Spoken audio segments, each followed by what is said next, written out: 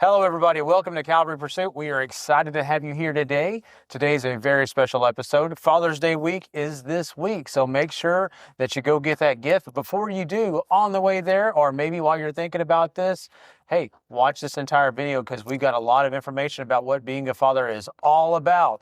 We'll be right back right after this.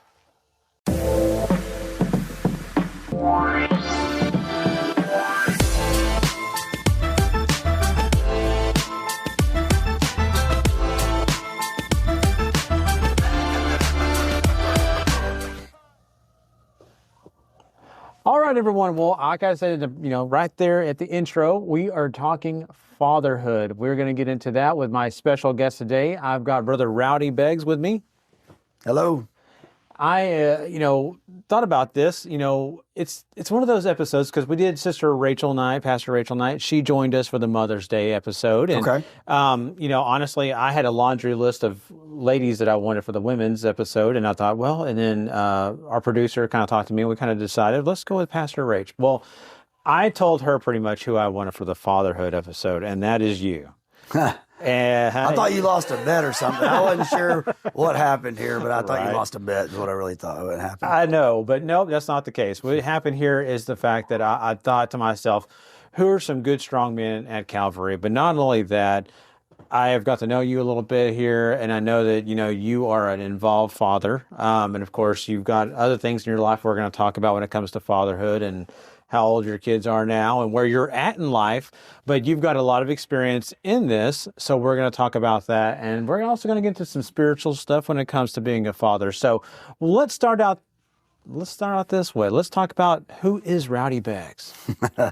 Well, I'm a loving father, grandfather, husband.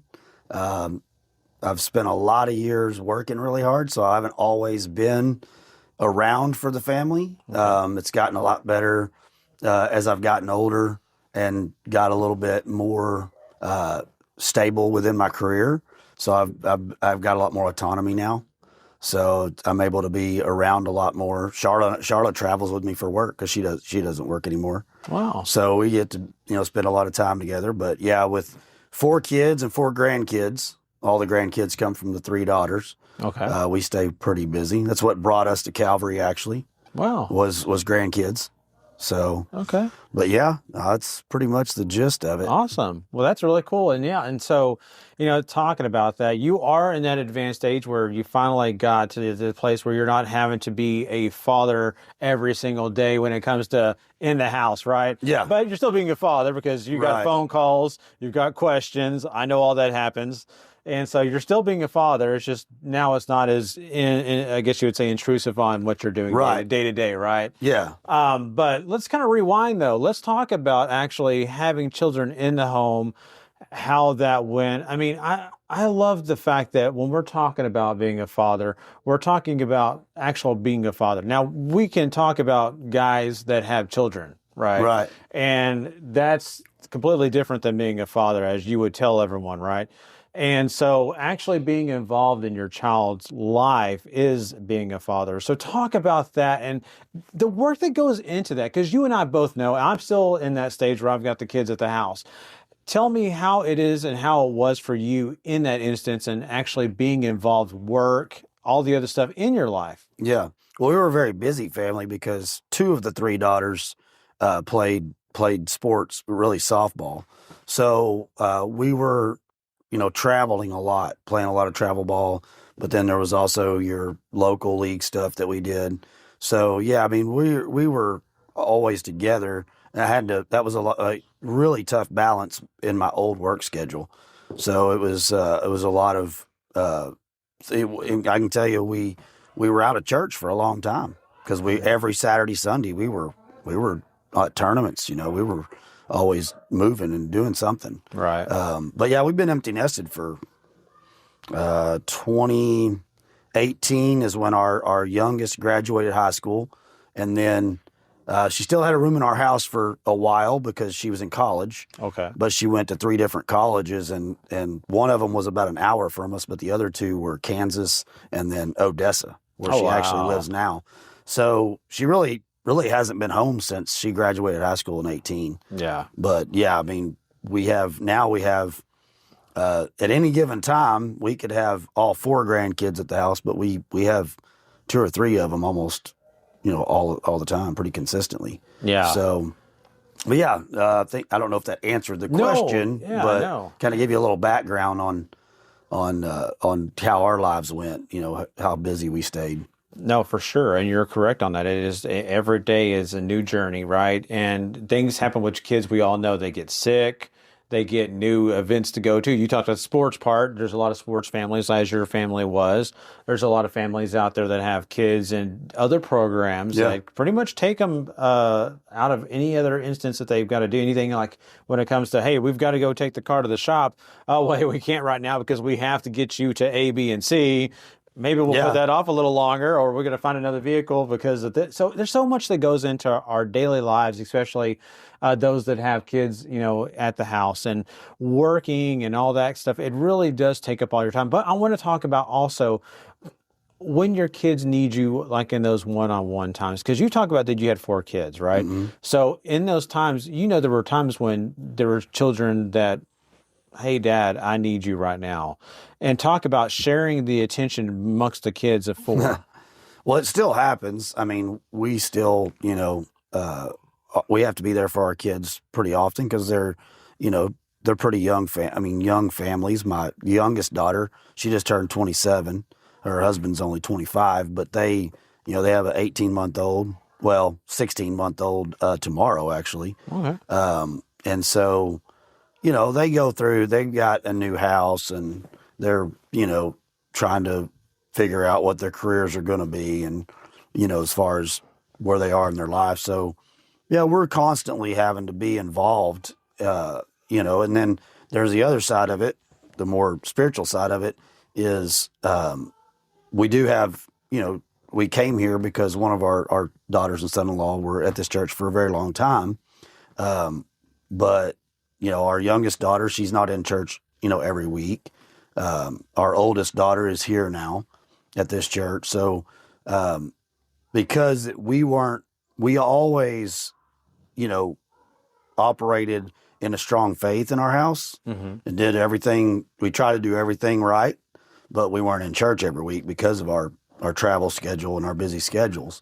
So that was tricky, because you say, hey, now at this part of our life, we're like, you need to be in church. We're an end time kind of mindset, right? Exactly. And it's hurry up. You don't have time to wait. And so, but we weren't doing that as a younger family.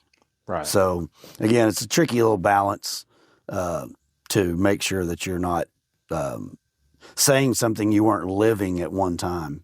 Yeah. And expecting them now to just, in their 30s and 20s to go jump right in there because we're in our 50s and, we're thinking differently than we were, when we were in our 20s and 30s, right. And raising kids. Yeah, the young part of life. And, what would be your best advice to someone in that side, basically in their 20s or 30s, raising a family? What were some things that you would say, hey, I wish I would have done this, or maybe this would have worked out in your family because I know it would have helped my family?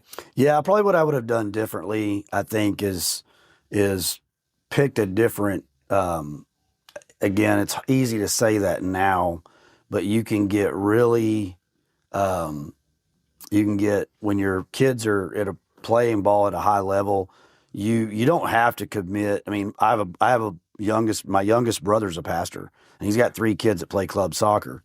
And so, he has to stay, basically obligated to the church, but then also, he and his wife are pulled in 3 different directions trying to make sure the kids are, at all the practices and at all the games. Mm-hmm. He does a really good job of it.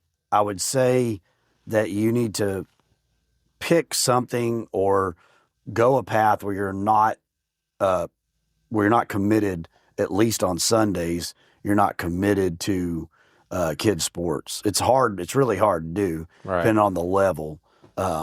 So that's a really tricky thing to figure out because you don't want to hurt your child, where their future could be. Like I had one that played 5 years of college ball. Well, she probably wouldn't have played 5 years of college ball if we didn't go the route we went. Right. So again, all sports are different. Softball, kids don't get recruited out of high school. They get recruited from travel teams. I see.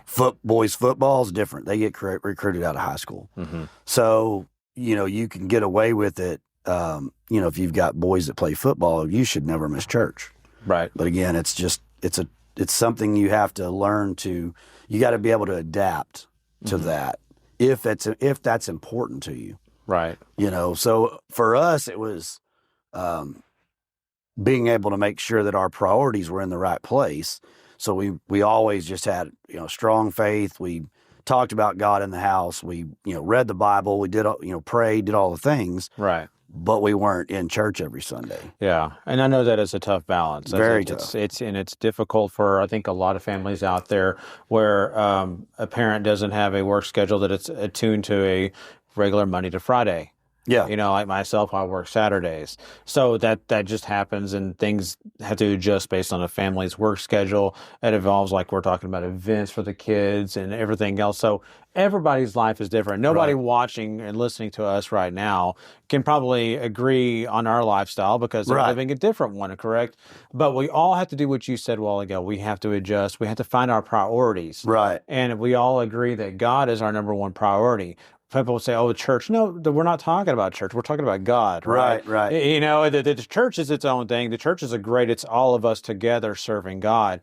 But God himself is the one we're looking to. He's the one we're leaning on most of all when we're sick, when we're financially in trouble, when just our mental health is even not doing well. We're not, the church can do what they can do to bless us and help us. But God is the one we're depending on, just like we are as fathers. I think us as fathers, and you can attune to this, when your kids are in trouble or where they're having a hard time, they're giving you a call, aren't they, Rowdy? Oh, absolutely. Yeah. And we going a little bit back to what we were just talking about, or what I was talking about. I don't know that we can take credit for it, but all of the two older daughters that have the older grandkids, they have structured their life around church to where their kids don't do things on Sundays, Right. So again, I don't think it's anything that we did. I just think it's that they're in the right place, the right headspace there. So, because I will say, being out of church, being back in church like we are now versus when we were out, you're not in the right place. Mm-hmm. You can say, "Oh, I'm in the right headspace," or I listened to audio Bible or whatever during the week. It's not the same as being in a spirit-filled church. Amen on that. It's the biggest argument people would have during COVID, right? Oh, well, we can all watch COVID. Oh, yeah, so we would all watch the church services and we're all being blessed. And that's all we could do. Online, yeah. We had no choice. That was just the way our world was set. But now that we're not, people have clung on to that. Yeah. And I understand those that are infirm or disabled that aren't unable, or those who don't have a vehicle. I know so I'm not demeaning anybody in those situations, but there are able-bodied people that still say, I was up late last night. I'm good. I got church service right on in the morning, but we all know, just like I do, even us being sports fans, I might like a certain team, but there's times during a play I might go to the restroom and I might go get busy doing another thing, and then that's right, it's still the first quarter. Yeah, and it's just how we are. That's the same with they're just praying right now. Let's go get in the kitchen and make some biscuits. Yeah, it's just the way we are, and it's who we are. So you are exactly right when you say there's a difference between being remote and actually being in service, because you feel the move of God. You're there with like-minded, faith-minded people. Exactly. It changes. And that's the same with our children. That's why it's so important to have your kids in a church service, because of that fact, because, you might be okay for you, but for your kids, I know as a father, I can show my kids something, but until they experience themselves, that doesn't do any good. Well, and that's one thing I love about this church too is, they may have kids praise, 3 times a month, but maybe there's one Sunday out of that month where they're in service, and they're actually taking part in it. So, at every age,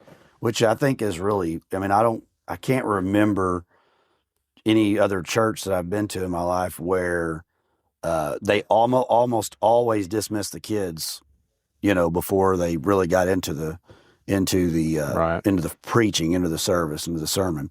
So I think it's interesting here, and we've got some amazing, spirit-filled kids here. So Right. You're totally right on yeah, that. And that's because, we have a pastor that does think on those lines of we need our children to be in a worship service. And, yeah, he knows that there are those times that they need to be in kids praise, get some learning on their level. hmm So that's why right now at this time, we're doing 2 kids praise services a month and the rest are in service. And okay, even right now, as we speak, we're not doing, kids services, but we are involving the kids in the yeah, services. in the They're summertime. ushering, they're hmm hosting, they're involved. So it's a summer of service.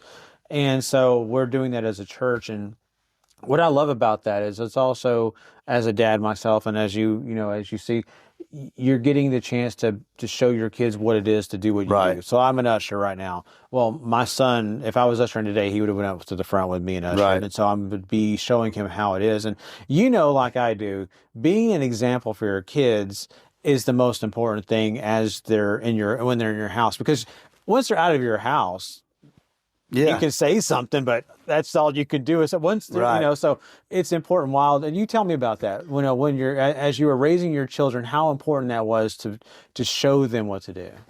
I mean, it was really important for us just because we weren't 100% in church all the time. Mm-hmm. So there were stretches where we were, or we were living somewhere, because we did move around with my job. So, we were, all the girls ended up graduating from Graham, and that's really where, that's where Charlotte's born and raised. So that we were there most of the time, but we spent 5 years in South Texas, spent about 4 years in Wichita Falls, the area that I'm from, where I was born. So, when we were up in that area, that's where my family was. Okay. So we had a really good church up there in Burke Burnett, actually. So we were always in church then. And the job that I had didn't require me to work on Sundays at that time. So there were there were periods where we were able to take advantage of having a church family and having a church life. Right. And so it was a lot easier to and the girls were my son never really lived with us, but all the girls were with us, and it was always really good youth groups and stuff for the girls to be involved with. And so they were able to see that and remember that as they went through life. It wasn't like they were like, oh, we've never been in church, we don't know anything about it. They grew up around church, but we just, again, when we were traveling, it was we had such a real, and I coached too. Okay. So we had such a really strong mindset that we had to be, in that. And again, this is probably the wrong way to go. What I wouldn't suggest that parents do today, but we had to prioritize our minds for what we were about to do, Right. whether it was a tournament or whatever it was.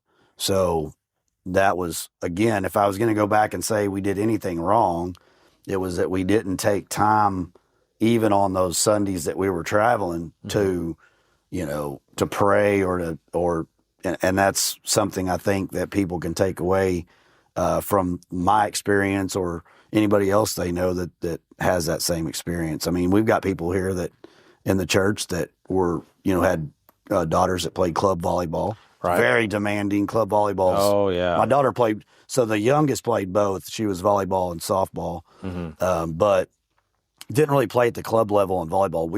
We played softball year round. Okay. So when we lived in South Texas, obviously you didn't have any time that you Right. That you couldn't play. It was very rare that it was either too cold or it got hot, but it didn't matter. Exactly.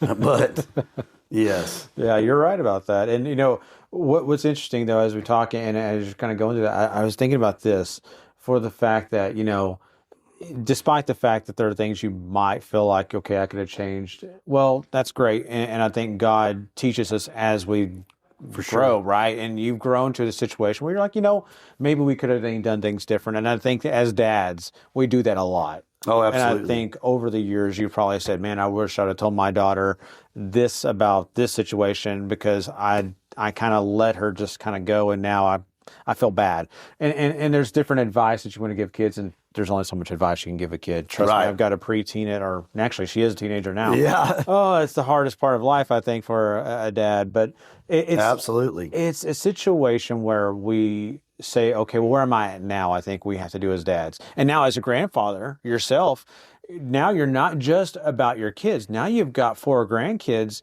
that you're showing how to live right, how to be spiritual.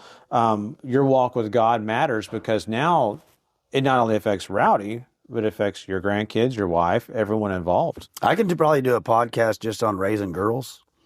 Because I was experienced 6 proms, if you think about it. Yeah. 3 weddings, Wow. 4 childbirths through those 3 daughters.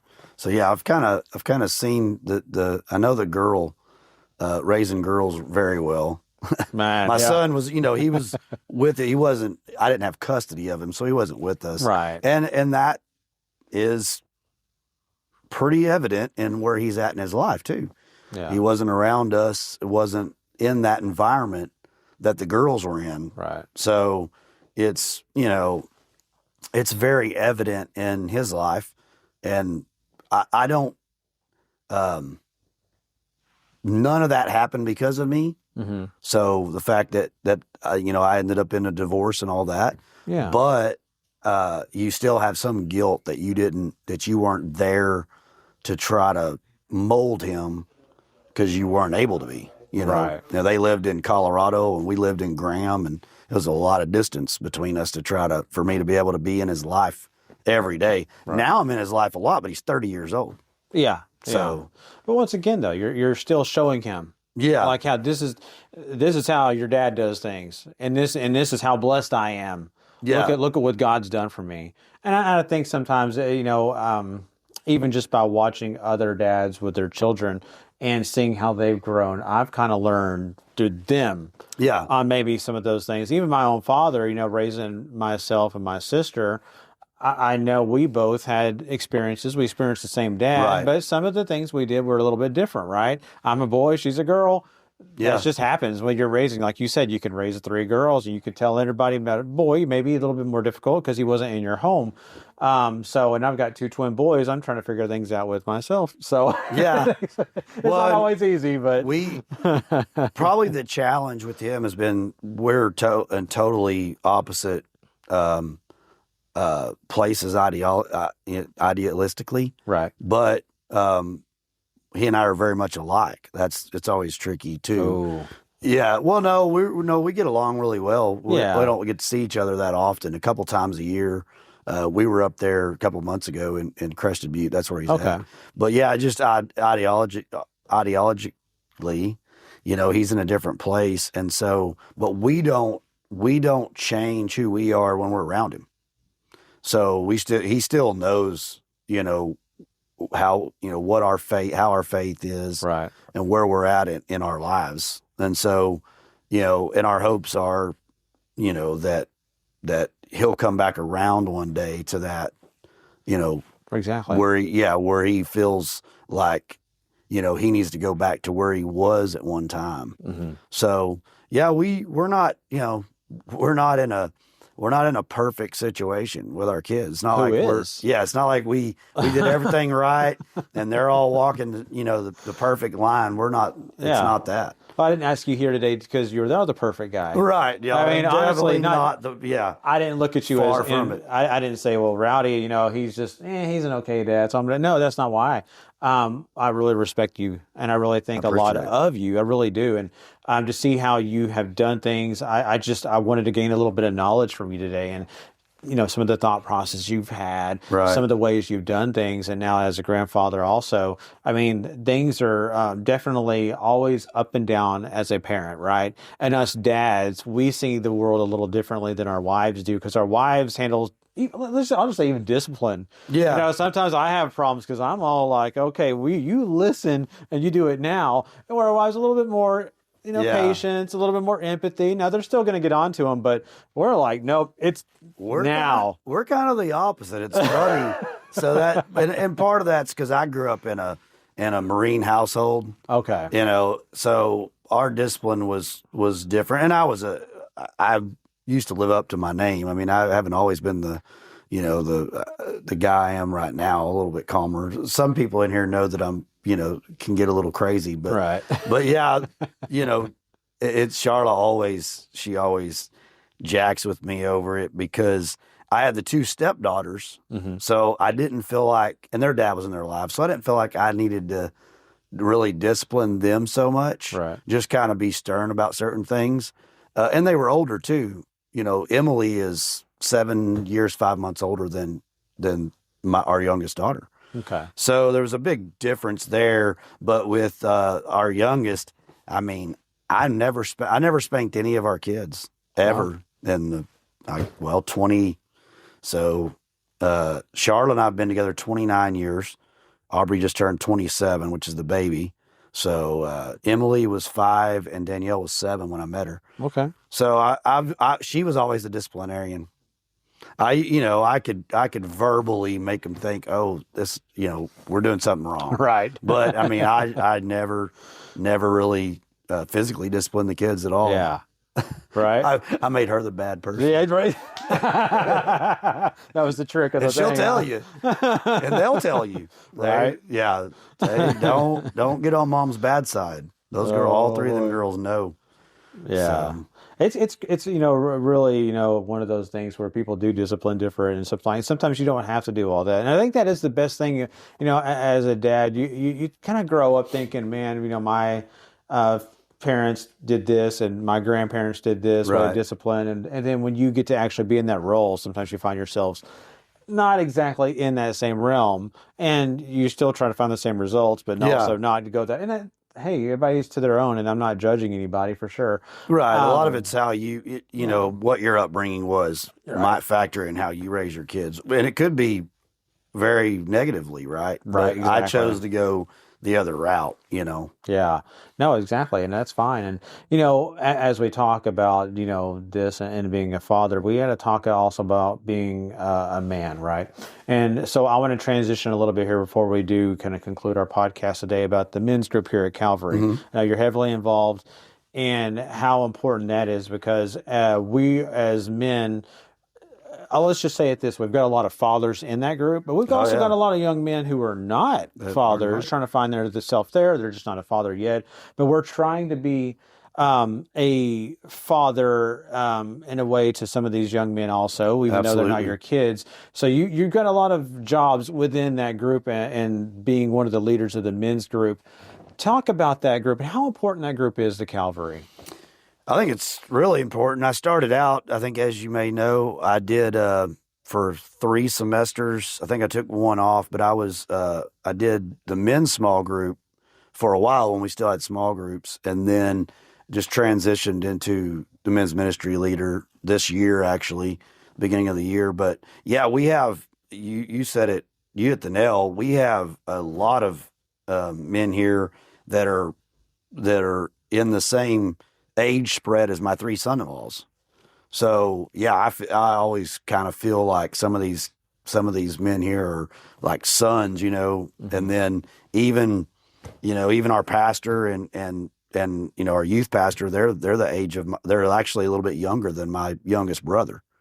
So I feel like they're little brothers to me. So it's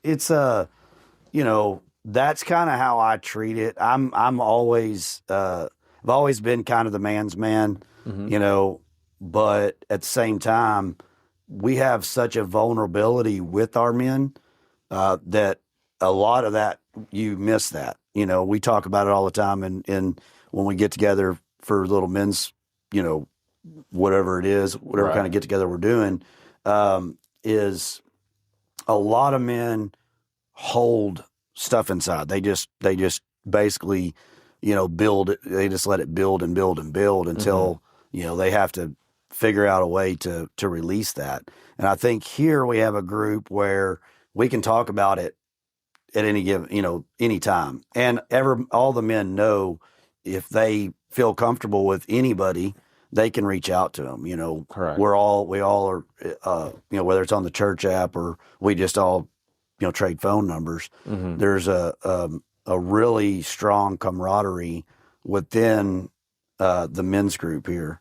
So, I think it's growing. It's positive. We're about to have the first men's night at the church, where we actually have 4 different churches on July 24th. Okay. So we're still trying to get that kind of announcement out there, other than what it's on the calendar and people know about it. We've got another planning meeting next Saturday, so I think we'll get all the details worked out, and then it's month and a half away, essentially. So I just, as we close here, just to let everybody know, especially any men out there that are watching or listening right now, and they want to be more involved and come to you and kind of talk to you and kind of get more information, but kind of explain, we do events here. You also go out and do other events outside, bowling, many other things. So it's not just an in-house thing. Oh, no, we do a ton of off-campus stuff. And we did Andretti's here a while back, which was probably one of the best, for numbers, one of the best events we ever did. I think we had like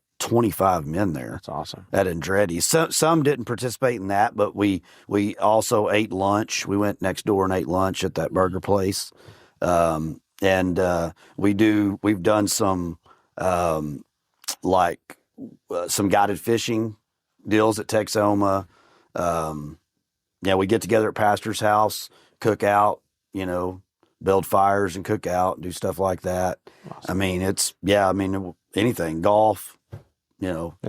We pretty well don't discriminate when it comes to off-campus stuff, for sure. That's awesome. So, man, I'm excited about the men's group here at Calvary. And like I said, anybody out there listening that you want to know more about it, please contact us. Let us know. Absolutely. We'll be willing to share any information that you need. And we're thankful. Brother Rowdy, I am so thankful for you today. Thank you for joining me today, man. I really appreciate that. And like I said, everybody, being the perfect dad, it's not here. We're not going to be able to do that for you today. If you find Mike Brady, you let us know, because I don't know if anybody. There's a lot of TV dads out there that we could probably talk about, but I'm more along the lines of some of the other ones. But anyway, until next time, everyone, thank you so much for joining us.